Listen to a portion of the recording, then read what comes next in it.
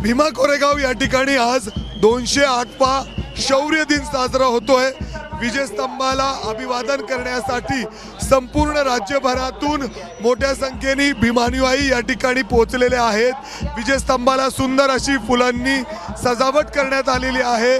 जर आपण बघितलं तर या ठिकाणी प्रचंड अशी भीमानुयायीची गर्दी आहे आणि त्यातच आपल्या सोबत सध्या महार रेजिमेंटचे माजी सैनिक आहेत। आपण त्यांच्याशी बातचीत करूयात। आजच्या दिवसाचं महत्त्व सांगाल, एक वेगळ्या पद्धतीने तुम्ही इथं अभिवादन केलंय। जय भीम जय भारत। मी माजी सैनिक कैलाश किल्लारे तथा सचिव यश सिद्धी आजी माजी सैनिक बहुउद्देशीय वेलफेअर असोसिएशन महाराष्ट्र राज्य। आज 1 जानेवारी 2026 आहे आणि 208 वर्ष पहिले हे युद्ध झालं होतं। या युद्धामध्ये ब्रिटिश ईस्ट इंडिया कंपनीचे 500 महार होते आणि त्यांच्या विरुद्ध जवळजवळ 28 ते 30 हजार पेशवा सैनिक होते आणि या अन्याय अत्याचाराच्या लढाईला 500 महारांनी सडेतोड उत्तर दिलं आणि समानतेसाठी ही लढाई लढली आणि त्यांनी न्याय मागितला।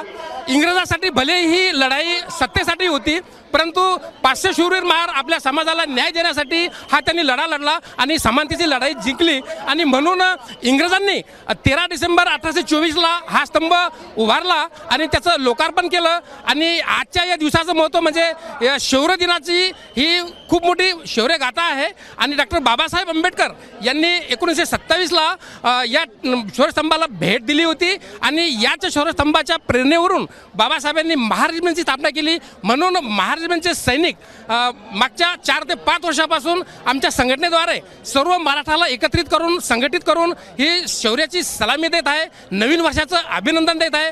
हेच या आजच्या दिवसाचं महत्त्व आहे। अर्थातच हा विजयस्तंभ शौर्य सांगणारा आहे। खूप सारे युवक सुद्धा आज येतात, एक वेगळा संदेश इथून ते घेऊन जातात। जय भीम जय भारत जय संविधान जय महार रेजिमेंट।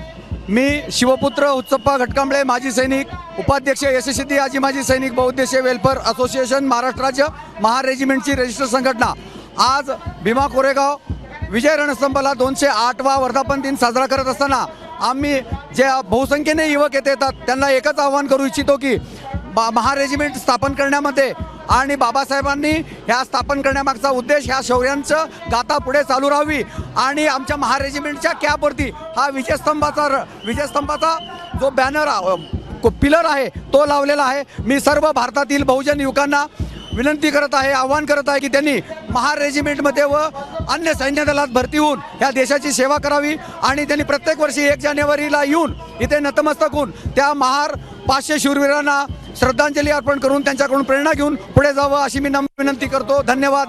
जय भीम जय भारत। जर आपण व्यवस्था बघितली तर प्रशासनाकडून खूप सुधारणा केली जाते। इथं समाधानी आहात सगळे? हां, प्रशासनाच्या ज्या सोयी सुविधा आहेत त्या प्रत्येक वर्षी सुविधेमध्ये वाढ होत आहे, त्यामुळे आम्ही समाधानी आहोत आणि अपेक्षा करतो की याहीपेक्षा चांगल्या सुखसुविधा इथं परमनंट करावा। टेम्पररी जो खर्च होतोय यामध्ये शासनाचं खूप मोठी हानी होतोय, त्यामुळे मी शासनालाही विनंती करतो या संघटनेद्वारे की हा खर्च स्थायी रूपामध्ये करावा। जे आपल्या सामाजिक मंत्री महोदयाने आणि अर्थमंत्र्यांनी घोषणा केली त्याची विनंती करतो की ते स्थायी रूपामध्ये इथे व्यवस्था व्हावी, हीच विनंती करतोय। महार रेजिमेंट की महार रेजिमेंट की महार रेजिमेंट की।